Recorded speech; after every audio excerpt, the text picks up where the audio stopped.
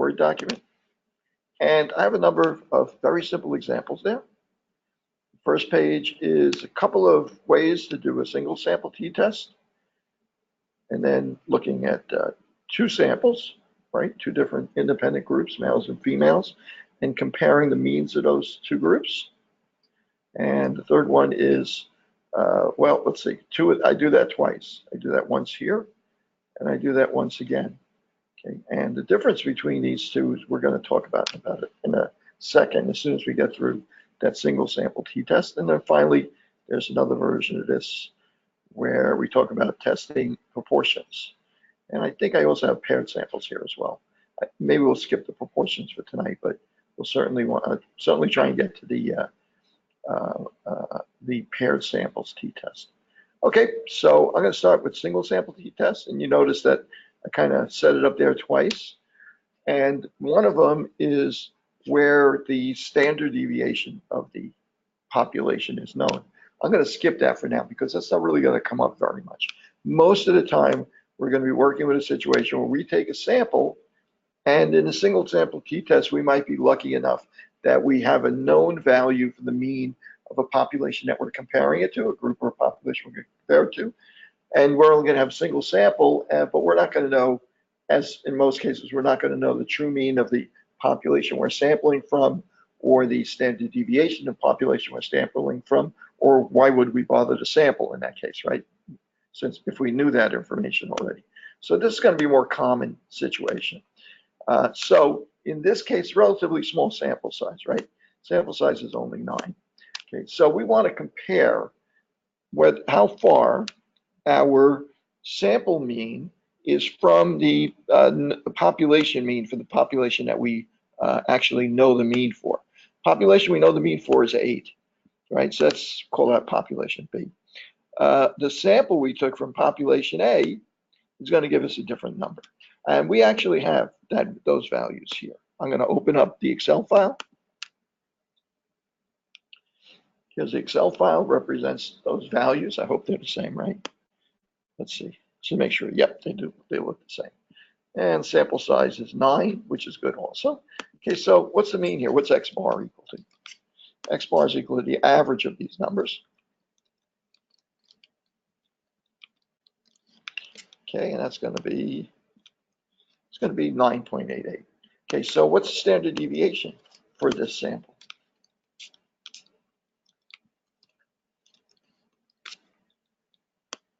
And standard deviation is going to be a little under 3.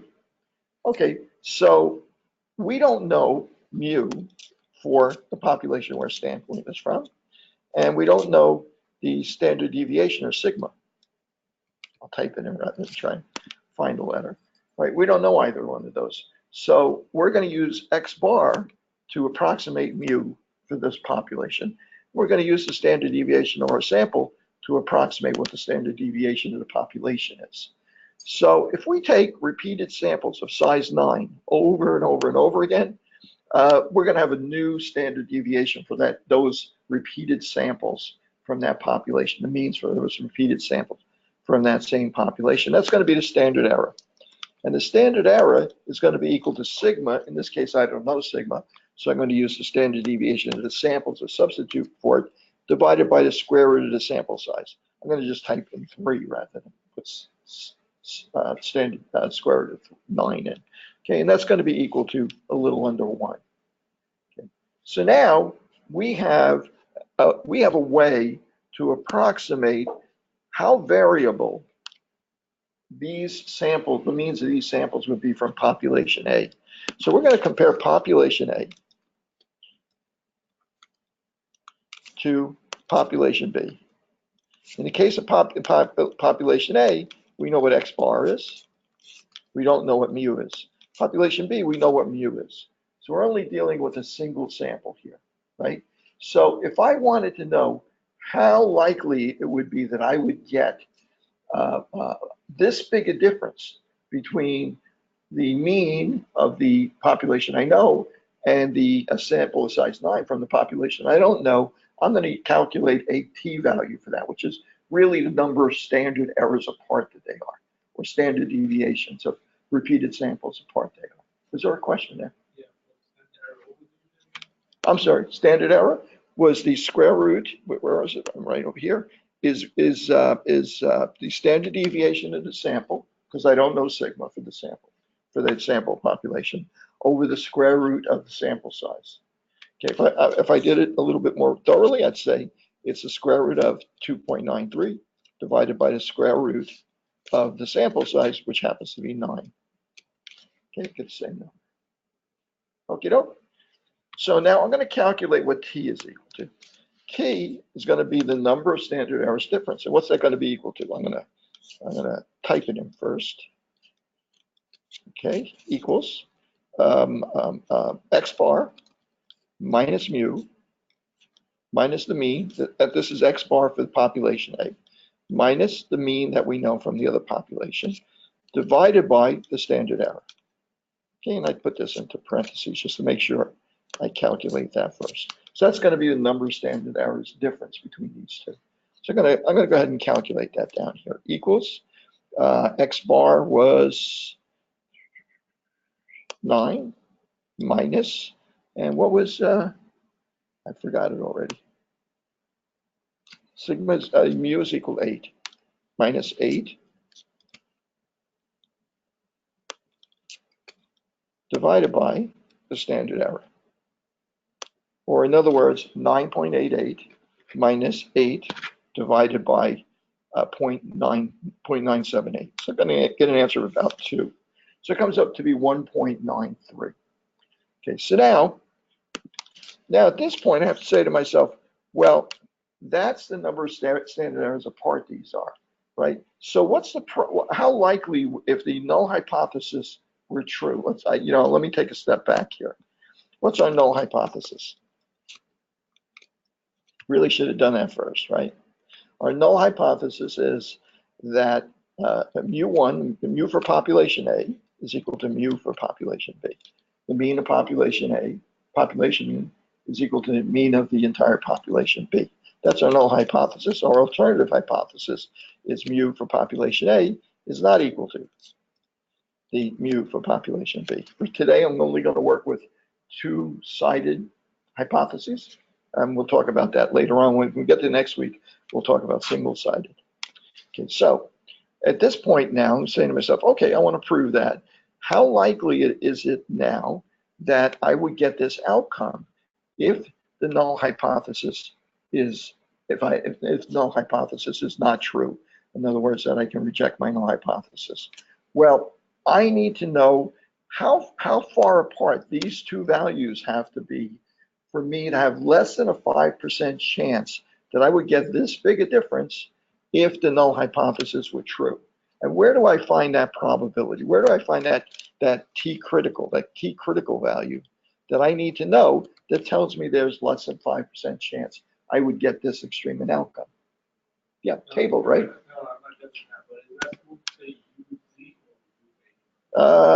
UA. Okay, so let's take a look. Where we're going to get that information? We're going to get it from the t table. Okay, I think I gave you the tables there too. Here we go. Okay, so let's take a look at what we have here. So the sample size here was 9, right? So table is calibrated in degrees of freedom, which is, in the case of a single sample t-test, it's n-1, right? So n-1 is going to be 8. So the critical value of t that I need to exceed to have a result, a difference between these two means, have that big a difference between these two means for less than 5% chance that I would get that extreme of value if the null hypothesis was not, if I can reject the null hypothesis, is 2.306. So that's my critical value of t. So go back here. Where's my? Okay, so t critical is 2.306.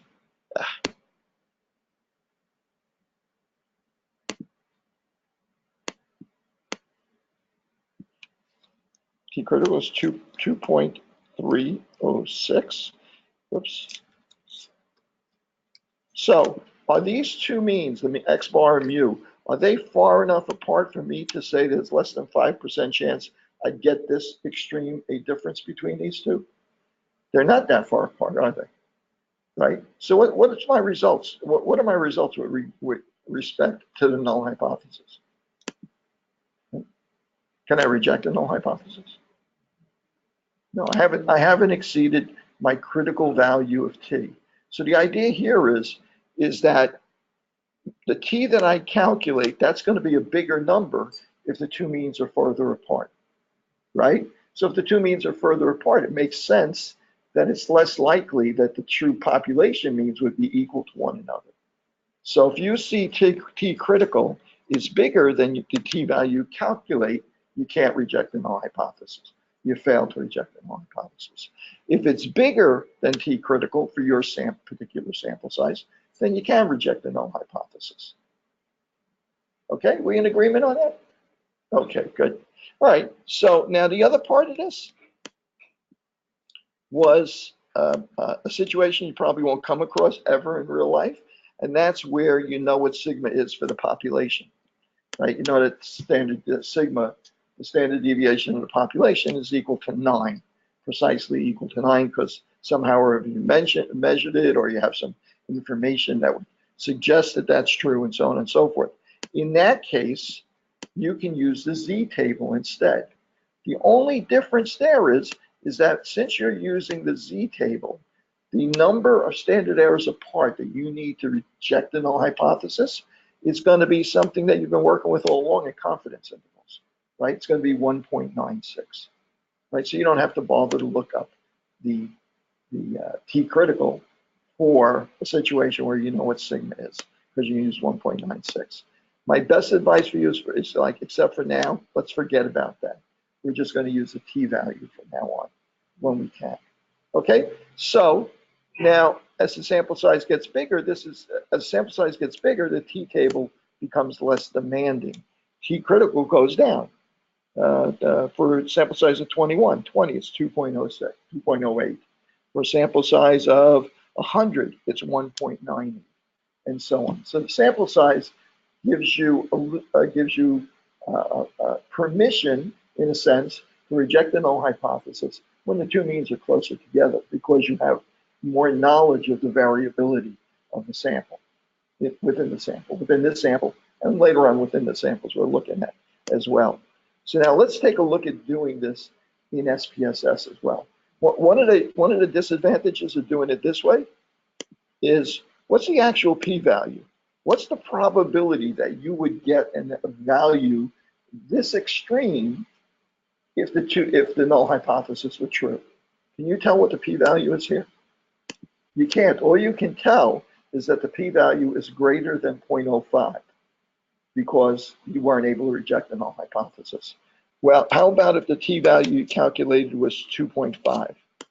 Could you tell what the p-value is there? No, you've got the same problem. You can tell that it's less than 0.05 because it exceeds t critical, but you can't tell exactly what it is, right? So we would need t tables, a distribution for each sample size for every different sample size, a different distribution, like a z table for each different sample size, which we don't really have access to, but SPSS does have access to it. So I'm going to start up SPSS, and I'm going to open up the same file in SPSS. You can find it on Blackboard if you want to do it along with me.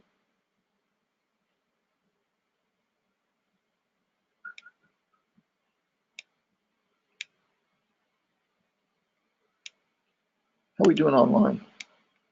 Any questions online so far? Okay. I'm going to say open. Whoops. Say open data. I'm going to navigate to the data files. Whoops. And let's see, we're in here. And my data files in here. Here's my single sample t-test. It's going to be the same data that we were working with in Excel. Okay, same numbers, so on and so forth. So now I'm going to do the same test we just did. I'm going to go up to Analyze. I'm going to go to Compare Means. We actually have a selection there, Compare Means, which is exactly what we're doing. And I'm going to go to one sample p-test. right? Notice there's other options here, independent samples, there's paired samples. We're going to be working with those very soon. So I'm going to click one sample t-test. And so I'm going to pick the variable that I want to work with, the sample that I want to work with, which is, I called it X. Okay, and now I'm going to tell it that we want to compare the mean of that population A, the population that we have a sample from, to the value for another population where the mean is known, which happens to be 8. Okay, and I'm going to go ahead, I'm not going to bother with any options. I'm just going to go ahead and ask SPSS to do this comparison for us. This comparison of means, and it does a t-test, right? If I go down here, it describes to me what sample size, the mean for that sample, which was 9.89, the standard deviation, which was 2.9, same as we calculated in Excel. The standard error did the same thing. It took the standard deviation, assumed that it was a good approximation of population standard deviation based on it being random, a random selection, and then it divided by the square root of the sample size and got us 0.978 for the standard error. Okay, so then it used that to do our t-test, to calculate the value of t. X bar minus mu 8 divided by the standard error. What did it get? It got the same answer we did. It got 1.931, right? So notice it says, oh, okay, that's 8 degrees of freedom, right? So we could stop here and say our table told us we needed to exceed 2.306 for this sample size to reject the null hypothesis, or we can actually look a little further here. And if you look here, significance, two-tailed significance, it's telling us that the probability that we would get this extreme a difference between the two means, if the null hypothesis were not true, the probability of that happening is 9%, 0.09. Well, what is the level of confidence that we want to have, the level of error that we're willing to accept here? Alpha was equal to 0.05. So this exceeds 0.05. So there's a larger chance that we're willing to accept that the null hypothesis is in fact true, and we can't reject it. If there were less than a 5% chance that these values would be that extreme, if the null hypothesis were not true, then we would reject the null hypothesis. So there's two ways we can look at this and decide whether we can reject the null hypothesis. One is, does the t-value exceed t-critical for that sample size, 8 degrees of freedom? And is the p-value or significance, it uses the term significance instead of p, is that smaller than alpha? Is that a smaller value than alpha? Right, so both of those tell us can't reject the null hypothesis. Okay, you guys comfortable with that? I see a lot of, I don't see anybody smiling, right? Okay. No, it makes sense, right? Okay, so far. So that's it. That's as complicated as it gets for a single sample t-test. Okay, so since that's so nice and simple, it's biostatistics. What do we have to do next? We have to make it complicated, right? Well, most of the time, we're not going to be comparing a sample from one population to a known mean in another population. Most of the time, we're going to be comparing random samples from two populations to see if they're different, if the means are to guess, to determine whether the means of the two populations are different. We're never interested really in the sample means. We're always really interested in the population means, right? But we can't get those, so we have to work with the sample means instead. So we're always looking for a null hypothesis. Mu1 is equal to mu2, or mu A is equal to mu B. So that's almost always going to be basically what our hypothesis is going to be that some sort of equality like that. So let's take a look at a situation where we have two samples. Okay, so I'm going to scroll this up. Okay, and here's a sample of this situation where we have a two-sample hypothesis. Okay, so males, I see males, I see females. I'm going to go open up Excel and open up that file. So I can take a look at the two of those side by side. Oh, that's SPSS. Let me get to Excel again. Okay, so let's see. Two sample t-test Excel file. Okay, here they are. Okay, so if I find the mean of these two groups, here's the mean of this group. Okay, so X bar 1 is equal to 10.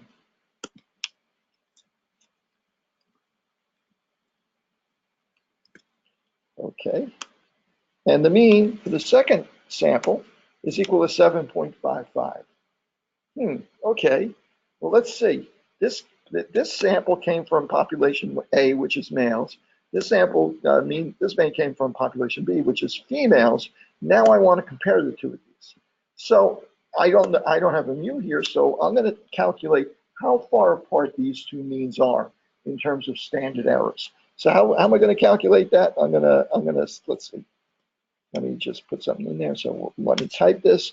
I'm going to say, x bar 1, because I don't know what mu is. X bar for males is minus X bar from females divided by the standard error. Okay, I'm not going to bother to put in parentheses. Oh, I might as well. We've got to do that first. Okay, to get a t-value, get the number of standard errors apart these two means are, right? Okay, great. So X bar for males is 10. X bar for females is 7.55. What's the standard error? Anybody want to suggest what I might do for the standard error? The standard deviation, let's see, I'm going to put X bar over here. The standard deviation for these two groups, let's see, is equal to standard deviation for males is equal to that. And for females, well, actually, I don't even have to do that. I can just copy it over. For females, it's equal to that. Which one of those should I use? I got a problem, right? I have two different values for standard deviation, one for the population male, one for the population females, right? So which one of those should I use? Well, at this point, we have to decide, can I assume that even though the means may be different, that the variabilities in these two groups, these two populations, is the same?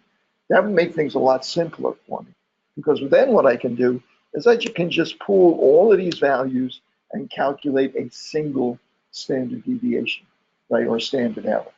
It's a standard deviation, and then based on that, a standard error, right? So, gee, that would be really convenient for me to do. But they're pretty far apart, right? I'm going to give you a rough rule. I'm going to say if one's not double the other, I'm going to assume that they're the same, and I'm going to pool them together. If one is more than double the other, they're so different, I'm going to say that, gee, I'm not going to assume that. I'm going to treat them as equal as if they were unequal variances in these two populations. So in this case, I'm going to pool the two standard deviations. I'm actually going to do basically a weighted average of the two standard deviations. In this case, the sample sizes are the same, right? 9 in one group, 9 in the other group. So it's going to come out to a number that's pretty much right in the middle there. But that's not always the case. Sometimes you get a larger, you take a sample and you get 97 people here, and you're comparing it with another group, and your sample size was 25 in the other group. It's not always going to be an equal sample size. So you're going to have some way to weight that, even though the variability you're saying in the two populations is the same. So if we go back to our page here, now, I don't see anything over there, but there is another document that I gave you, which steps in, let's see, where is it? T-test, it's a PDF file, T-test variations. Whoops. Okay, so let's see what that says. This one says, let's see, compare the means to populations. Okay, standard deviations are assumed to be equal. When the case we have here where we're going to assume that they're equal, what are we going to do? We're going to state our null and alternative hypothesis, right? Mean for females is equal to mean for males. We're going to determine our level of confidence. What alpha we're going to use? We're going to use 0.05 again, okay? And then we're going to calculate a pooled standard deviation for the two groups, and then use that to calculate a standard error. So how do I calculate my pooled standard deviation? Well, it's going to be the sample size minus 1 times the standard deviation for group 1 squared, plus a sample size of 2 minus a sample size of the second group minus 1 times the standard deviation of group 2 squared over n, the sum of the two sample sizes minus 2, and we're going to take the square root of that. Okay, let's give that we're going to give that a try, because once we get past this, we're going to start to rely on SPSS to do a lot of this work. But I think we really need to at least do this in a couple of instances, so we see that it really works in SPSS too. Okay, so we're going to calculate our pooled standard deviation. It's going to be equal to the square root. I'm actually going to first break this down. Okay, so n1 minus 1 is 8. So this is going to be equal to 8 times the standard deviation 1 squared. Standard deviation 1 is equal to this times itself, right? So it's going to be 8 times 2.73 times 2.73. It's going to be equal to 60. So the standard, let's see, next is going to be, this is going to be equal to 8, again, same sample size, times the standard deviation for group 2, times the standard deviation for group 2, again, squared, okay, divided by, okay, and we're going to take all of that, take the sum of that, right? And then I'm going to take my sample size, my, let's see, I'm going to take 2 sample sizes, n1 plus n2 minus 2, that's 18 minus 2, it's going to be 16.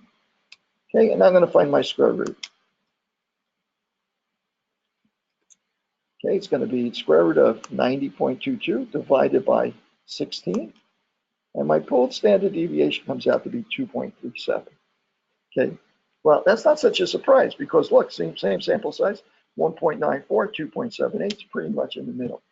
If you have different sample sizes, it's not going to wind up exactly in the middle, right? So that's my pooled standard deviation pooled. So now I'm going to use that to calculate my standard error. My standard error is going to be my pooled standard deviation times the square root of 1 over the sample size group 1 plus 1 over the sample size of group 2. Okay, so that's going to be 1/9 plus 1/9, right? So let's give that a try. Okay, so our standard error is going to be the pooled standard deviation, right? And we're going to multiply that times the square root of 1 over 9 plus 1 over 9. Oops, got to put the equal sign in there. Okay, which is equal to 0.407. So our standard error is going to be equal to 2.37 times 0.47. Okay, it comes out to be 1.19. Okay, so now I'm going to calculate my t-value. What's my t-value going to be equal to? It's going to be equal to x bar 1, 10, minus x bar 2, 7.5, divided by my standard error, which happens to be that. Okay, let me make sure I got my parentheses around there. Okay, so this is going to be 10 minus 7.55 divided by 0.47. What do I get? I get 5.185. So my t-score, assuming I haven't made any errors, we're going to check that right now using SPSS. Assuming my my math is right, my t-score comes out to be 5.154.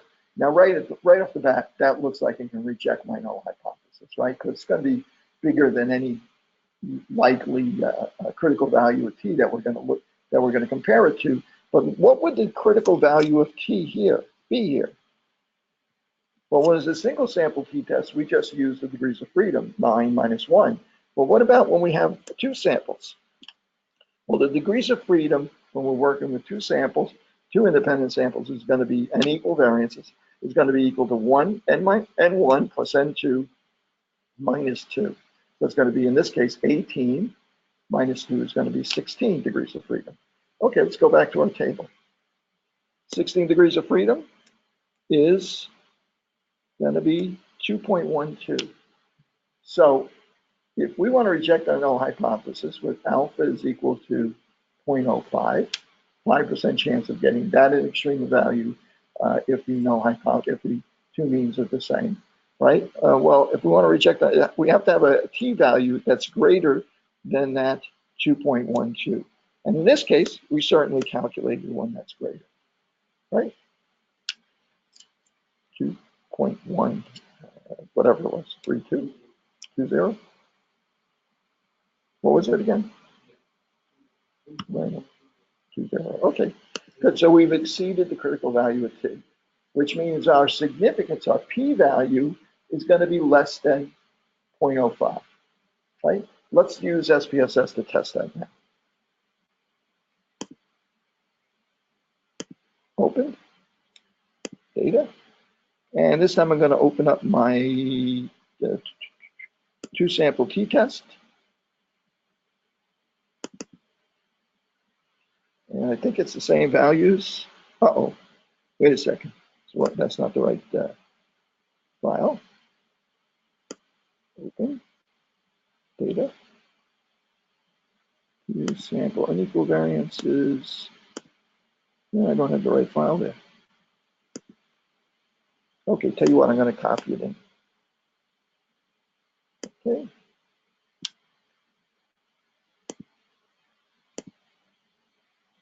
Cancel.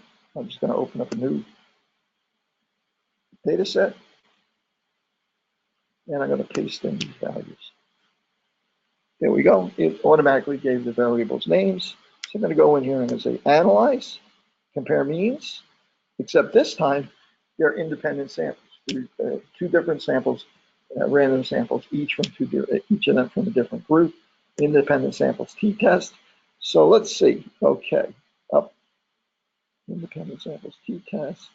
Oh my goodness. Okay, there's a problem here. The problem here is SPSS doesn't manage data that way, right? This is really two different variables. It's not the same. It's not a variable. It's not a single variable for two different groups. It's not like age for group A and age for group B. This is looking at it as two variables, right? So there's a problem here. So what I have to do is I'm going to take this, I'm going to cut it, I'm going to copy it down here. And I'm going to identify instead that in this second variable is going to be gender. So gender is, I'm going to call one male. Right? There are 9 males. And I'm going to call females 2. So the way SPSS handles data is a bit different than Excel, right? So now I'm going to actually go over here and change these variable names to make it clearer. This is, I'm going to put score. And the second variable is gender. Okay? And what kind of variable is gender? Gender is a nominal variable, right? And what kind of variable is score? It's a scalar variable. So I'm going to code this. And I'm also going to put, for gender, I'm going to make sure it knows the values that 1 represents male and 2 represents female. So when I go back to my data view, I can see, if I turn on my value labels, I can see which ones are male values, which ones are female. Okay, so now when I go to analyze, compare means, independent samples t-test, I can see, okay, the test variable is going to be scores. I'm going to be comparing the mean score with 2 groups.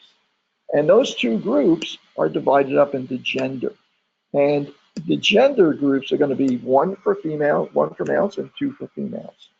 So now SPSS knows that the first 9 values are for females, the second 9 values are for males, or the other way around, I'm not sure.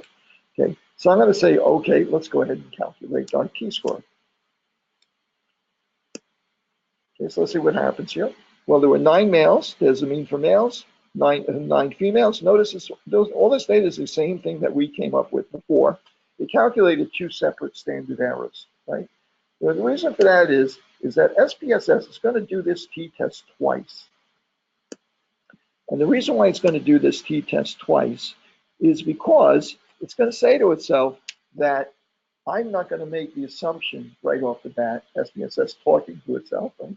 I'm I'm not going to make the assumption off the bat whether or not you're going to want to assume equal variances or not assume equal variances.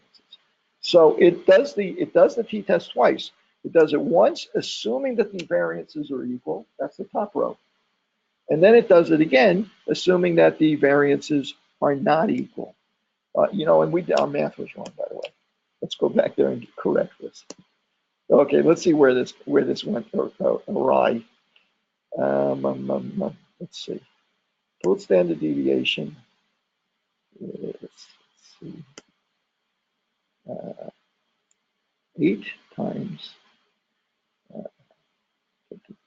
okay, plus this equals this. That looks right. Over 16. Okay, and that's going to be the square root of this over this. Full standard deviation looks right. Standard error. Okay. That full standard deviation. What was this? J9.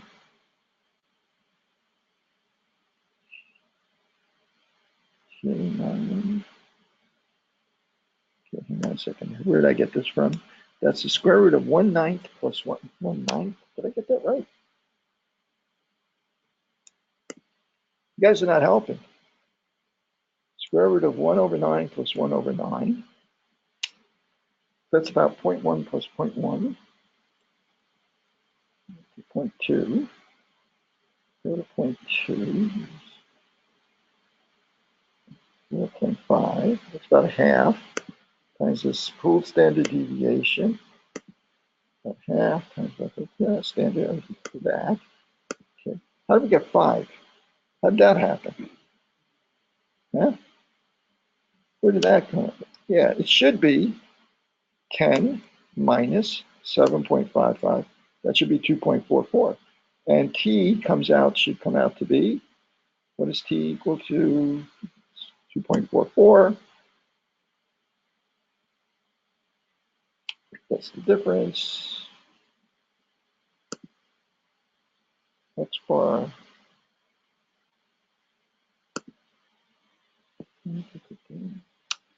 divided by, that doesn't make any sense either. Okay, we got the number wrong there, but let's go back to SPSS and finish this up. So we don't spend all night here on this. Trust me, we just made a math error there. Let me get the output window. Okay, so what does SPSS calculate as the t-value? Well, it calculated in both instances, calculated t-value is 2.184. What was that critical value of t again? It's 2.120, right? 120. So we can reject the null hypothesis, right? Because our t-value is greater than our critical value of t. So what's the probability that we would get this extreme of value? What's our p-value? These two differences would be that extreme if the null hypothesis were true. Well, the chances of that happening are less than 5%, as we would expect. So we have 2 reasons to reject the null hypothesis. Our t-score exceeds our critical value of t, and our significance, our p-value, is less than 0.05. So either one of those, both, they're always going to happen the same way, together. Okay? So now, which row should we take? Which of these 2 rows should we use? Well, we made the assumption that if the variability of one group is not twice the variability of the other group, standard deviation, that we would assume equal variances for our purposes, right? Okay, let's see if SPSS agrees. SPSS, notice that the t-score is all the way over here, and the significance is all the way over here, because before that, SPSS does a test for the equality of the variances. It actually tests for the probability that you should reject the null hypothesis that the variances are equal. So let's take a look at that. Assuming equal variances, right? In other words, our null hypothesis is that the variances are equal. Assuming that's true, right? What's the probability that you get this extreme of value if that hypothesis wasn't true. Well, the significance of the probability for that is 0.245. So it's greater than 0.05. So we fail to reject the null hypothesis that the variances are equal. So we stick with the top line. If that significance for the equality of variance is less than 0.05, we reject the null hypothesis that the variances are equal, and we accept the alternative that the variances are not equal, and we use the bottom line instead. Okay, so our assumption is that SPSS agrees with our evaluation that we're going to use the top line that the variances are equal. Okay. Okay. Again, not complicated. It's going to be a little bit tricky to get through the first couple of times. In fact, you saw I kind of screwed up the calculations on Excel. I like doing Excel because I can go back and figure out why that happened. Okay, so now the next problem is, let's take a look at the next variation that we have here. The next problem is I have another data set here. And in this other data set, if I can find it again. Here it is. Here's my Word document. The next variation on this is 2 independent samples, except this time it looks like the variances are unequal. Okay, let's test that. Okay, let me get back to my data files. Okay, unequal variances. I'll open up an Excel file. Okay, here we go. Unequal variances. Okay, so I'm gonna find the means of these two groups. Okay, the average is again 10. Okay, whoops. Okay, versus 7.55. Let's find the standard deviation out.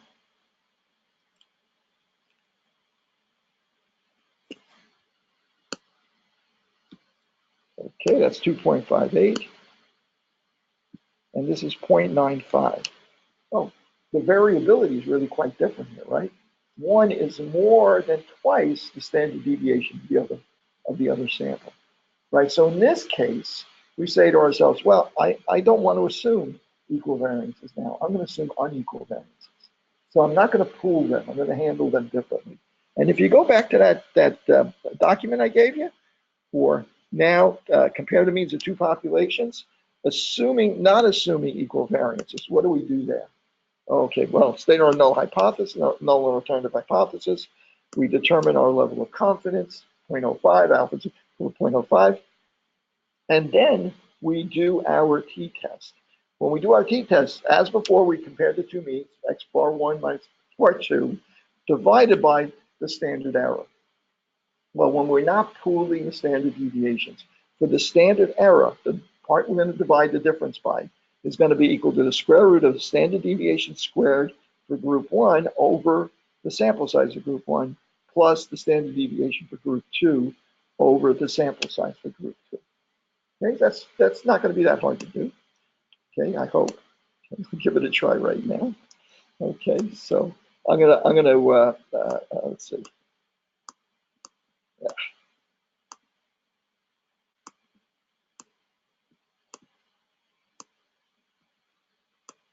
Get all these numbers here at the same time. Okay, so what's that going to be? Okay, let me get rid of this stuff here. The tritons from last time I did this probably. Okay, so let's see. X bar 1 minus x bar 2 is going to be equal to 10 minus 7.55. Okay, and now I'm going to look at my standard error. Okay, so let's see, this is going to be equal to the standard deviation squared of this first group. Oops.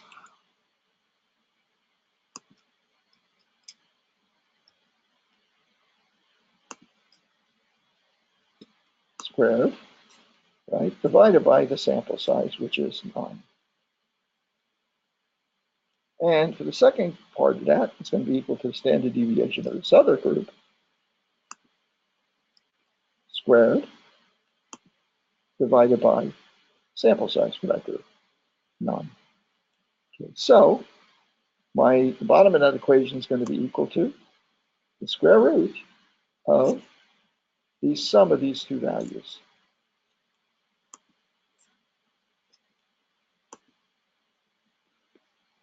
Okay, it's equal to 0.91. So now our t-score is going to be equal to, okay, our t-score is going to be equal to the difference between the two means, which was 2.44, divided by the standard error, which is going to be 2.66. Okay, that was pretty easy. That was actually even a little easier than the pooled standard deviation, right? However, that's our t-value, right? But what's our t-critical? And what's our t-critical usually based on? It's based on the sample size or the combined sample sizes. When we were using equal variances, we used n1 plus n2 minus 2, right, for the number of groups. Okay, what are we going to do for the degrees of freedom for this case where we're talking about unequal variances? Well, it's like alphabet soup, right? We're going to be here for all night trying to figure that out, right? So what we're going to do instead is we're going to take the smaller of the two groups and subtract 1. In other words, n minus 1 for the smaller of the two groups. That's going to be conservative because in reality, it's really going to be between the two sample sizes. So a conservative estimate of the sample size or the degrees of freedom is going to be equal to, in this case, 8. Okay, that's our conservative. And for 8 degrees of freedom, I think it was 2.3 or something like that. Am I right? Well, whatever it is, let's say t critical is equal to 2.306. Okay, have we exceeded our t critical here? I want to see nodding. Yes or no? Yeah, we exceeded t critical, right? We got 2.6. We only needed to exceed 2.3, right? Okay, for 8 degrees of freedom. Okay, I'll just go to the table so that we all agree on where I got this from. Okay, 8 degrees of freedom, 2.306. Right? Okay, that's where I got this, and I used that degrees of freedom because it was an estimate, but it'd be trying to figure that out. Well, let's use SPSS to answer this question now. Okay, so I'm going to open SPSS. And we're going to do this real quick. Where is it? Okay. And I'm going to say open, data. And let's see, 2 sample t-test unequal variances. Okay, and here this has already been set up correctly. And I'm going to say analyze, compare means, independent samples t-tests. Okay, values are going to go in there. Gender is going to go in here. I'm going to define the two groups. I think it's 1 and 2. 2. Continue, say okay. Hope I got them right. And let's see.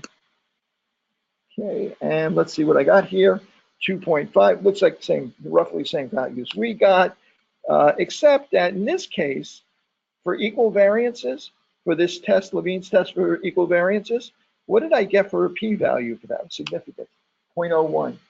So that suggests you reject the null hypothesis that the variances are equal, and you use the bottom line, which is variances are unequal. T is equal to 2.5. The p-value is 0.031. Both evidence that you can reject the null hypothesis. Okay. So you really don't see much difference in this case between the p-values for the equal variances, unequal variances. But take a look at what the degrees of freedom are. If you were working with equal variances, it was 16. If you're working with unequal variances, it's 10.15. We used 8 to be safe, so it's 10.15. And where did that number from? SPSS actually calculated that value.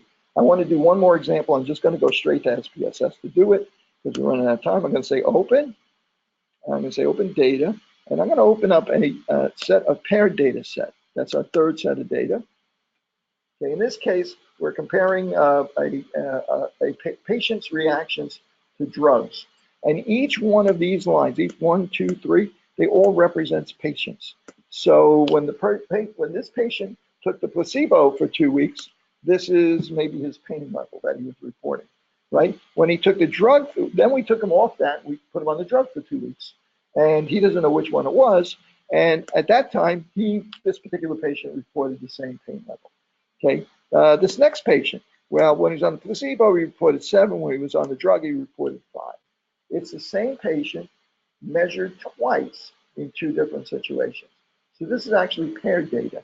So instead of finding the average value for pain levels in the placebo versus average value for pain levels in the drug, we can eliminate a lot of variability between people in terms of the way they report pain by instead comparing the differences for each person when they took the placebo versus the drug. So really, we're going to compare the difference between the patient number one, difference between placebo and drug was 0.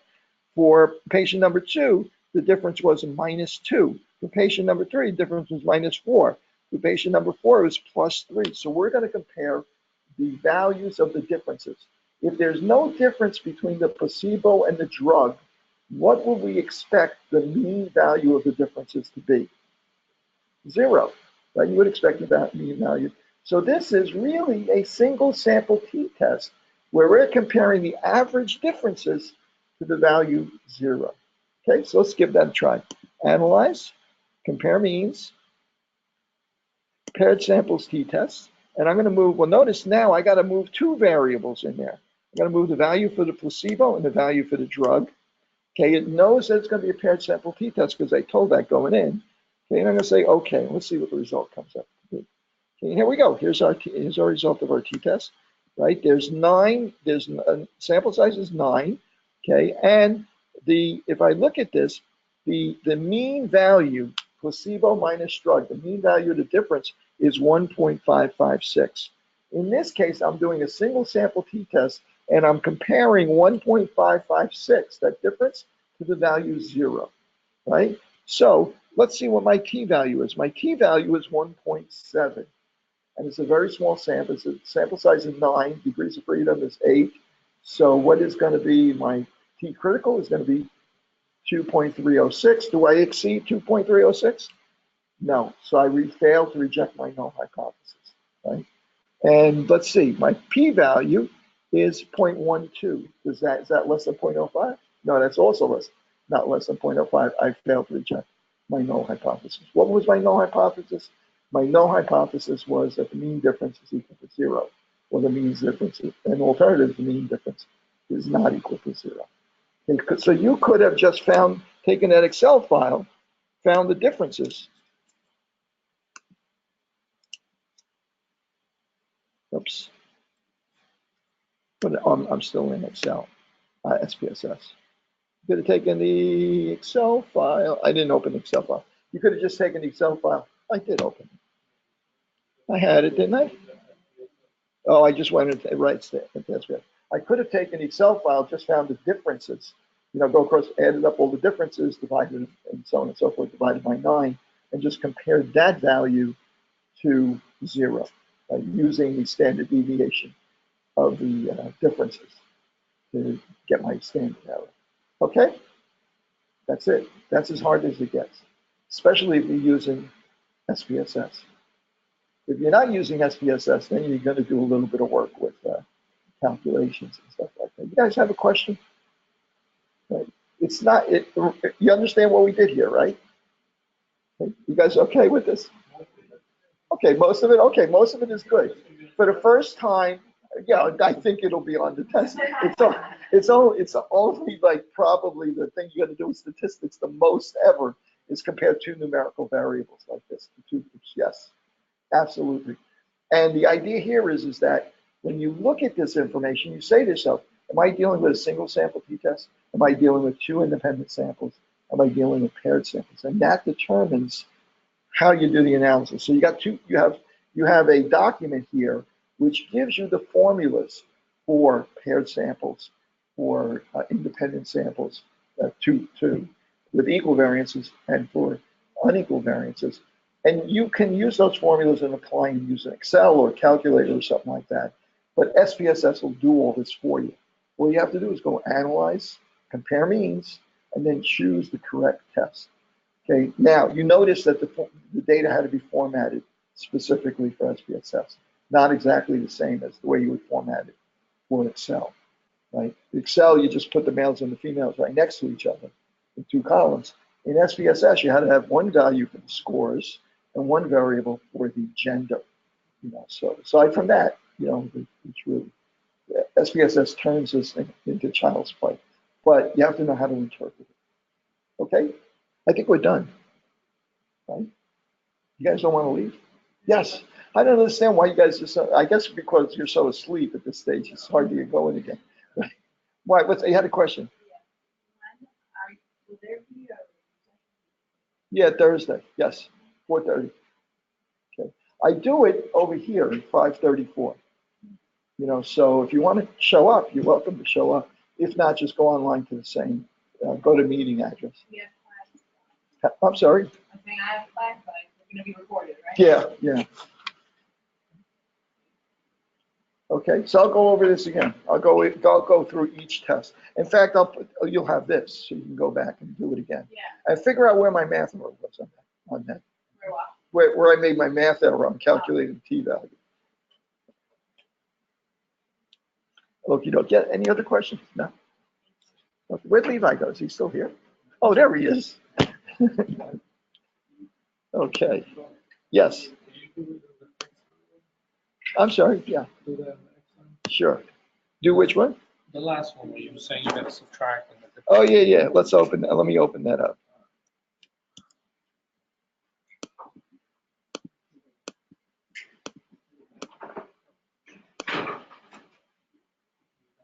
Paired samples. So.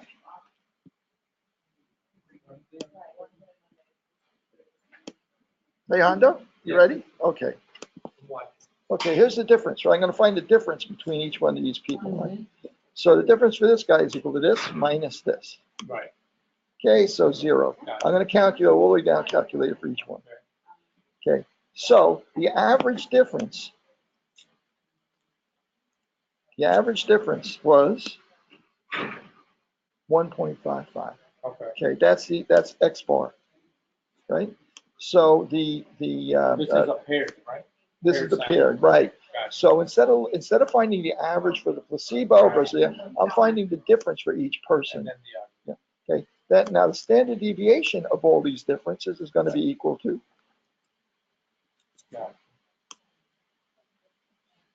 It's going to be 2.669. Now the standard error is going to be equal to the standard deviation. Oops. It's going to be equal to the standard deviation divided by the square root of the sample size. Okay, which is 9. I'm not going to count. 0.89. So my t-value, t is going to be, what is t going to be equal? It's going to be equal to, actually, yeah, let me write the formula down. T is going to be, for a single sample t-test, going to be equal to x bar minus the known, the mu that I'm comparing it to, the average I'm comparing to, over the standard error.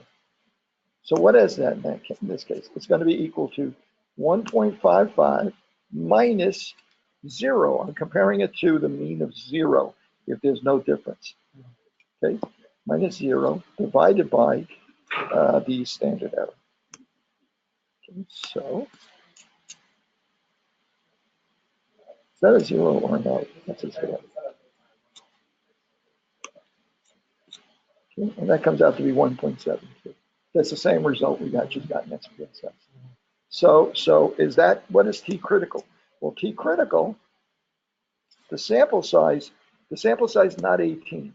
The sample size is 9 because I'm really just comparing these values. So the sample size is 9. So the T critical I want is for 8 degrees of freedom. Right? So T critical is equal to 8. The critical value of T that I need to exceed is 2.306. And in this case, I don't exceed it. So I failed to reject my null hypothesis. Just so that we know, the null hypothesis is that the mean difference is equal to 0.